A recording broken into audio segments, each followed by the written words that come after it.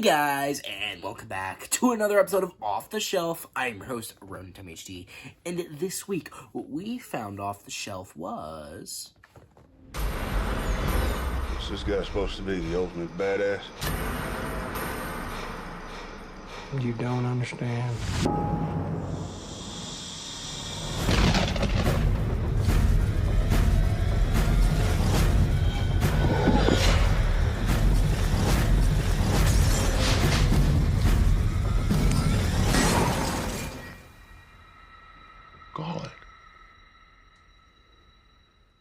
Call it.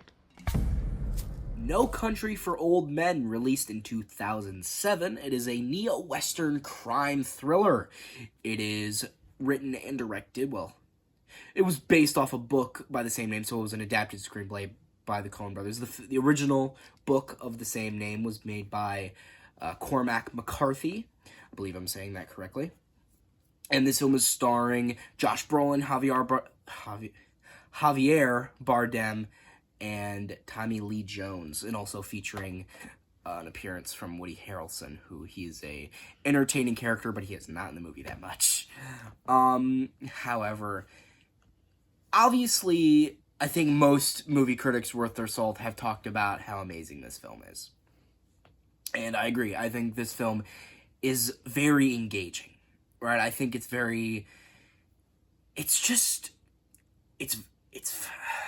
I don't know how to describe it in a way that hasn't already been described, because obviously there's so many people that have really, sunken their teeth into the deep themes of the film and really gotten into the nitty-gritty of it. And obviously, since usually this is just like a first impressions thing, I probably won't be able to do that, but I will do my best at a little bit of analysis. And I think obviously where we're going to start is Anton Chigurh. And I think obviously everybody knows about Anton Chigurh. I mean, it's an Academy Award-winning performance, right?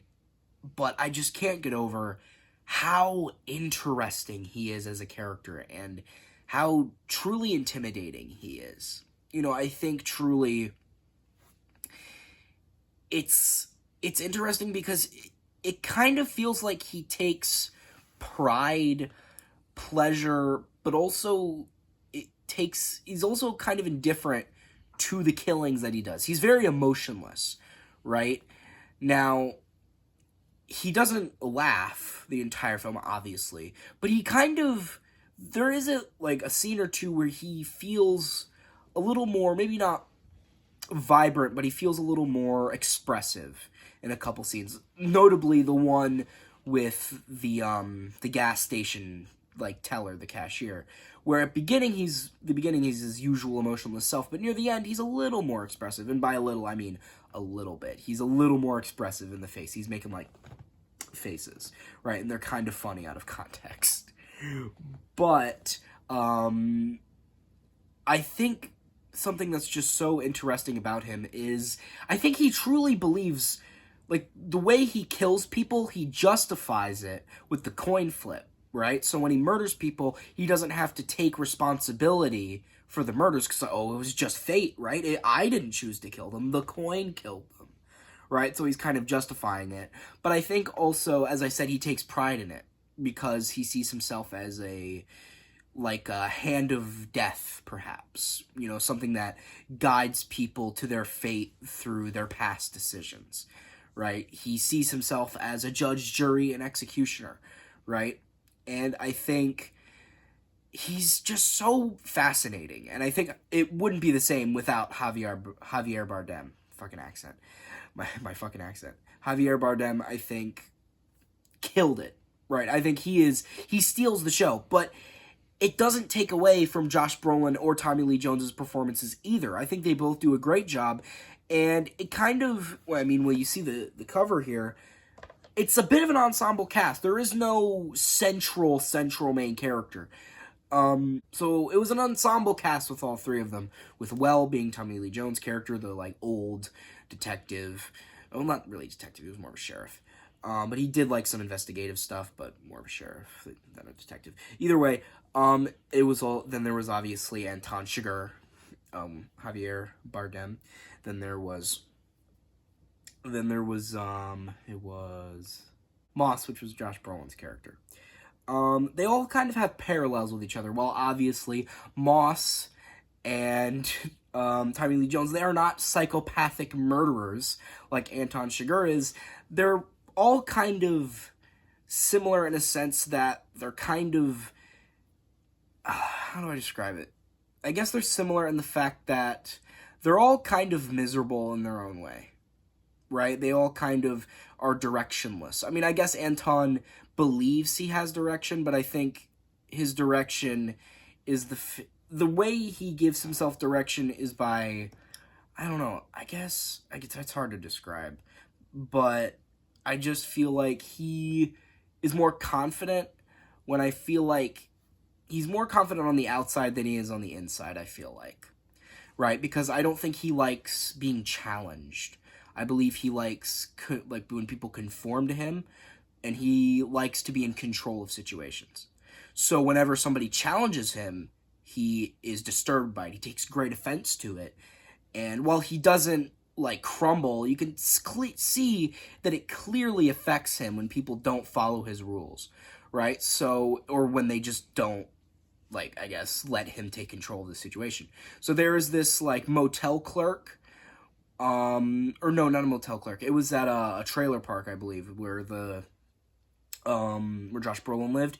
He was trying to basically interrogate her to where he worked so he could track him down and hunt him down. And she said, I can't share that information. And literally all he ever basically said to her was, where does he work? She would say, I can't share that. Where does he work?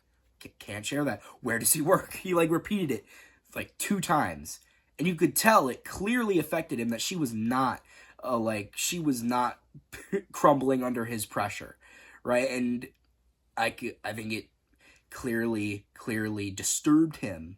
I do like that fact that he is confident, but he is, I guess, he has a fragile ego, I guess is a good way to describe it. He's just, I'm sorry, I keep rambling about Anton. He's just such an interesting character.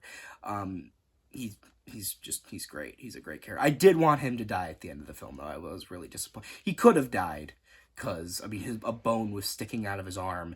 I don't think that's easy to fix on your own, and he doesn't seem like a hospital kind of guy. So maybe he died, we don't really know. I hope he did, because even though he's a great character, he deserves to die. Let's be real.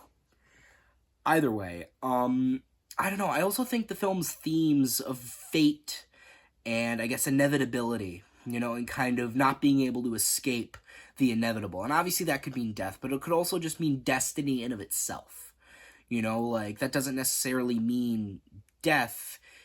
It could just mean, I guess, where Tommy Lee Jones ends up at the end. Well, obviously, Anton gets fucked up in a car crash, and Josh Brolin fucking dies. He's not dead. He's, just kind of whatever now. He retired, and he doesn't have anything to do. He doesn't have a purpose anymore. And, obviously with the namesake of the film, No Country for Old Men, and of the novel, it kind of does imply that, we obviously, one of the final scenes, again, after the death of Josh Brolin, was an old cop talking with Tommy Lee Jones, and they were basically reminiscent about how good the old days used to be, and how this new generation with their green hair and bones in their noses, they're not, they're crazy and this and that, and they're just not as good as the old generation, right? Their generation was so much better, which basically every generation thinks they're the best generation. That's what all of them have in common. Right? But it does kind of, I guess it also kind of touches on bitterness. I guess Tommy Lee Jones is kind of he seems kind of, really carefree and really apathetic the whole film. Obviously, it affects him that Josh Brolin died. He didn't want Josh Brolin to die. But you can tell he's experienced this so much before that it's just kind of, it doesn't affect him as much as it would have before. He's just so, I guess, used to it at this point. And it's kind of sad. Tommy Lee Jones's character is a really sad character, because at the beginning of the film he has this monologue where he talks about this teenager killing their 14-year-old sister. And essentially they said it was like a crime of passion, like it was like a spur of the moment thing, but He said that when he talked to him, he said, "Oh no, I've been planning it for years. I've been planning to murder someone ever since I could think." Right? He said they put him on the death row, but if they let him out, he'd go right back to it. He'd kill more people, right? And he said that it was evil that he couldn't even understand or even comprehend, and he just didn't really care, right? He was kind of, because I mean, what can you do about it? Really, he was just kind of careless. I mean, no, not careless. He was just indifferent. And that was a theme he had throughout the whole film. He never, I think actually, ironically, Anton showed more expression on his face than Tommy Lee Jones did the entire movie. Which obviously, this is not like a shade towards Tommy Lee Jones. Obviously, that's how he was supposed to be portrayed as the character. But I found that really interesting. Well, obviously, Anton's expressions were faux smiles and faux expression because he doesn't feel anything. He's a psychopath. I just find that fascinating, especially with the parallels as those two similarities, as I've talked about before. But I'm just rambling on and off. I'm just rambling on and on, and I just really love this film, and I can understand why it won Best Picture the year it came out, because it's brilliant, and I think there's a lot more that I could get into, but one, I don't feel like I could articulate myself that well. I feel like there are way better analyses of this films that you could watch here on this lovely platform we call YouTube. However, I think I've just given my, off the cuff first impressions, and I think it's insane that I have never seen this film until now, and I'm glad I have, because it was an incredible film, and I would highly recommend it. If you're into filmmaking, or not into filmmaking, if you're into films, obviously if you're into filmmaking, you'd also like it. It's very well technically well made. But also if you're a Coen Brothers fan, if you're a Coen Brothers fan though, I'm a Coen Brothers fan and I haven't seen this film, so I guess maybe there's a couple people like that out there. It's a great film, and I would highly recommend it. And with that being said, what would I rate this film? I don't think I'm being too generous. I think I would rate this film a 9 out of 10. And, yeah, I think I've said what I need to say. I think I've said my piece. So, guys, hope you like this video. Share it with your friends. Subscribe. Turn those notifications on. Comment down below on how much you liked it. And I've run G off to track down the money. If it had, like, the transmitter in it, Because if it didn't, it'd be kind of harder to track down. And, because, then there's the Mexican guys that are also going for the money. I gotta find it before them, But there's more of them, so they got, like, more ground to cover. It's gonna be difficult. I mean, we don't even know what happens to the money. We never even really know what happens to it, because they never show who, if anyone, ever got it. Because, I mean, it wasn't really the focus of the story, really. It was just kind of the driving force of it. The story was mainly about our 3 central characters and their philosophies. I don't know. Probably. Oh, and also about the themes of, destiny and, like, pessimism, I guess. Hopelessness. I mean, the film is pretty damn hopeless. I don't know. Well, no, I do know it is hopeless. I mean, the end of the film doesn't really give you that much hope, does it? Hang on, let me do that again. I'm gonna do that again. I almost said the wrong thing again, but I remembered it. It's all good. It's all good.